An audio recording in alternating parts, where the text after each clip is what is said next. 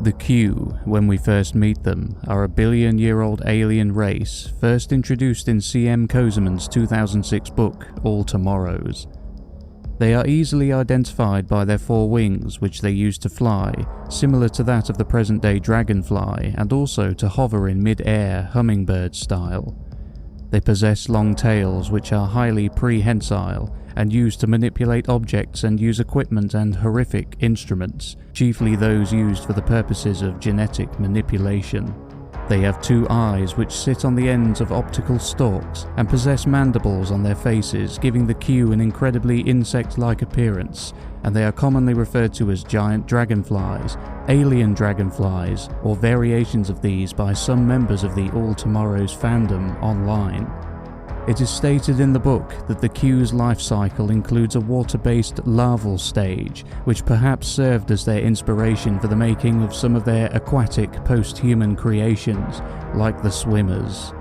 Their physical appearance is a result of genetic engineering, conducted on themselves over countless millions of years in an effort to constantly improve and change themselves to achieve perfection. Genetic engineering and also nanotechnology have been mastered by the Q, and at first contact with humanity are not known to have any equals anywhere in the universe who can rival their level of absolute mastery over these technologies. They are known to utilize nanotechnological drones as well as genetically modified tracing creatures, likely used for tracking and/or rooting out living creatures attempting to hide from them. Aside from these, it is a certainty that they will have used other creatures and other nanotechnological devices to achieve their means, though it is never specifically stated what these are. The Q are the absolute definition of megalomania, and as a race possess a god complex that beats anything that came before them. Their ability to change, control, redesign and wipe out entire worlds and manipulate the material world caused them to assume a religious, self-imposed mission to remake the universe as they saw fit.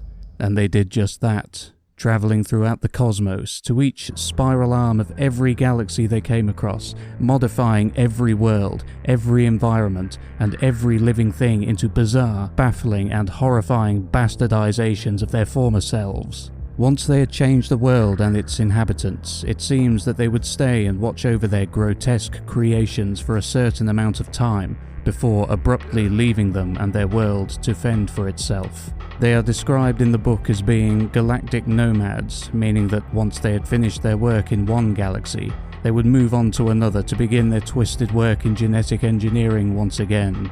Their first contact with humanity came when they encountered the Star People, who were genetically created by the peoples of Earth and Mars following a catastrophic interplanetary war between the two, somewhere roughly in the 31st century. The Q were deeply offended that the Star People had been doing their own work in reshaping the universe, and so they set about punishing them in the most cruel and elaborate ways. While the Star People, on their many planets, were prepared for a violent confrontation with the fanatic alien species, most were defeated with relative ease.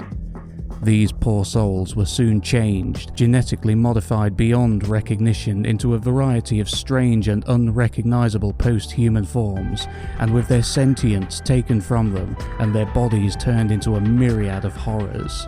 The Star People on one world, who had managed to put up a fierce resistance and were able to turn back two successive waves of Q invasion before falling to the third, suffered perhaps the most horrific fate of all the Star People.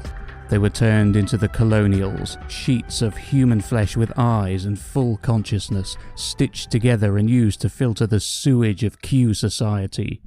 The Q evidently had little to no empathy for their subjects, and displayed levels of cruelty that would even give humanity a run for its money.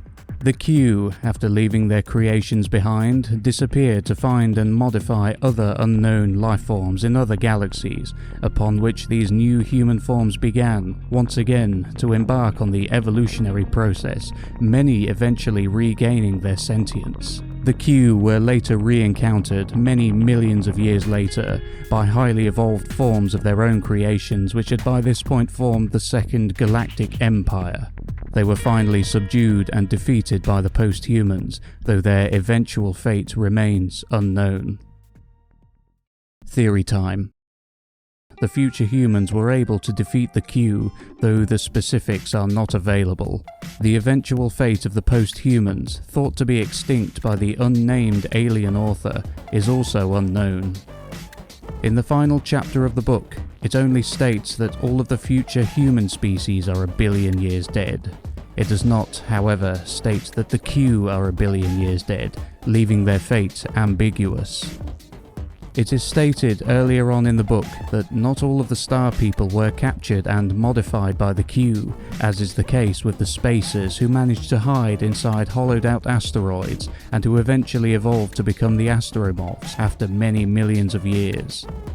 It is my opinion and personal theory that when the post-humans defeated the Q, they were likely some Q colonies that had managed to go unnoticed by the Second Galactic Empire.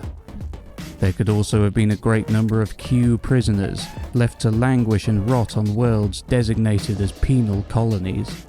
The Q, more than 1 billion years older than the post-humans, would still likely have an intellectual edge and would be able to engineer an escape from their imposed bondage. If there's one thing I can guarantee you about the Q, it's that there's no way in hell they would simply lie down and accept their defeat. The Q are gods, masters of the physical and material world, and to be reduced to the level of prisoners and to be on the losing side of a conflict with a bunch of worthless infidels, inferior beings, couldn't possibly be tolerated. If the Q managed to escape, regroup, and come back at the Second Galactic Empire with all of their might, with their combined eons of knowledge of conquering and unrivaled mastery of nanotechnology put to use in a final war against humanity, they wouldn't be messing about with genetic manipulation anymore. There would only be one possible course of action for the Q: to wipe these future humans from the face of the galaxy. A full-scale extermination. The future human species that are said to be extinct, 1 billion years dead, are extinct because the Q caused their extinction, and the Q are still out there.